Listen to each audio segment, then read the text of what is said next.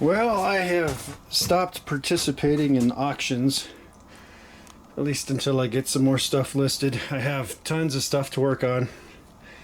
It sure is pleasurable picking stuff up at auctions, but eventually you have to put in the work, prepare the items, and get them listed. So this one's going to be a Zenith triage video, or at least show you guys what I'm got in the hopper here.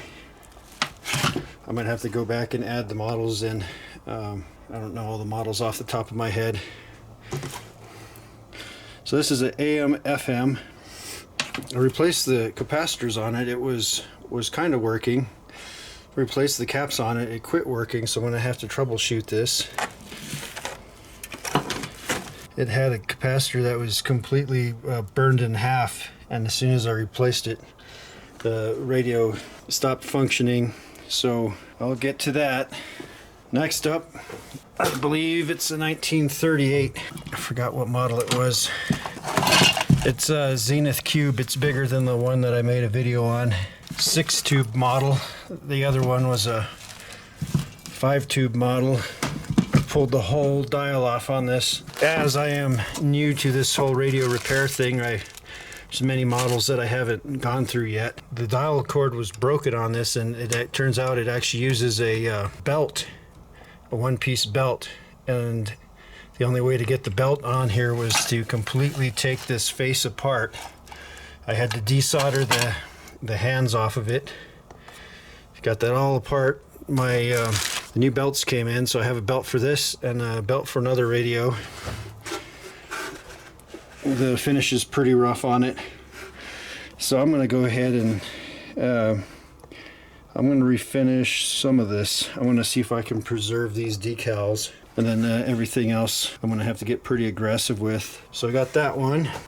This vinyl is pretty screwed up. I was going to try repainting it with some vinyl coat paint, see how that comes out. I'm surprised the case is in such bad shape, because the inside is real nice. Look at the sailboat. There's no damage to the embroidery or the speaker cloth. Dial looks good.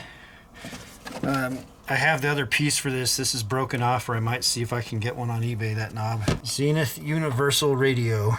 And then this one, I have all the guts out of it. I have two of these actually. It's got some cracks on the plastic here. The reel was screwed up because they had replaced this. I'll see if I can recycle this, but the cord is so dried out, so I have new cord I'm going to splice in there. This is so stiff it won't retract it, so I replaced the bumblebees in this. And then here's the other one. So this one plays. I haven't pulled the chassis yet. If it still has the bumblebees, I'll replace those and any electrolytics. The cord works pretty good on this one, so I'm not going to mess with that, but I do want to pull it. Any bad caps I'll replace. It does currently play. I found something weird in here. I unplugged this. It had a battery, and it's only a single battery, single connection. But this thing's all blown out. It says that this is a hearing aid battery.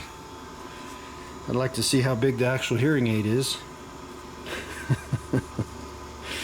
This is ridiculous. But apparently it's alkali. It's all its guts have come out of the paper. I have to go wash my hands. The leather's in pretty nice shape. There's a few dings here and there. I have this apart because it wasn't staying attached, so that's why this cover's off. I had to rebend the tabs here. It'll engage again, so that'll be no big deal. Get that back together. The leather was heavily soiled, so I've been cleaning and cleaning and cleaning on that. It just has a few dings here and there, but overall it's in pretty good shape. And then I have this one. Cobra-matic finish is messed up on it, so I'm going to go ahead and refinish the outside of it. I'm going to keep the labels intact. The record player wasn't working. It was kind of all froze up. I didn't take too much stuff apart, but anyway, I lubricated all the mechanism on it. This had already been electronically restored by the previous owner, so this thing operates real good. It's just a matter of doing the cosmetics. This one I'll probably do last. It turns out that these aren't very valuable, so there's a bunch of these on eBay, and then the shipping kills it. But it's a very nice working unit. And then the last one, this also needed a dial cord. It takes the same model dial cord, and I need to get the reproduction knobs for it. This one is electronically restored too by the previous owner, so another 6 tube unit. That's what I've been messing with. So I gotta flip a coin on what I want to do. This one electrically is fantastic, other than the cord, but the cosmetics aren't all that great. These Zenith cubes are worth a bunch of money. I finished the electronics on it, so it operates real nice. But I've got to put that cord back on and refinish the cabinet. So none of these are a quick fix, so I'm going to have to just pick one and stick with it, put my nose to the grindstone. I've been kind of trying to cherry pick here, but these things all need different amounts of work. So, and then this one, I want to mess with this one, but this is going to be way down the road. I might not even sell that. I think that one might end up in my permanent collection. I'm not even certain of the model, but it has a very unusual cabinet. All the buttons are in good shape. Dial's real nice. This is a little warped. Needs dial string. So I'll have plenty of practice after the other ones, but this is a beast. This is the largest tabletop radio I've ever seen. If you guys know anything about this, let me know. Oh, I found one more. I forgot all about this. This is actually the very first Zenith I started working on. I forgot all about it. I need to get my ass in gear on this thing. Almost all the capacitors have been replaced. It's mainly going to need cabinet work. That's busted. This stuff's going to need to be cleaned, polished.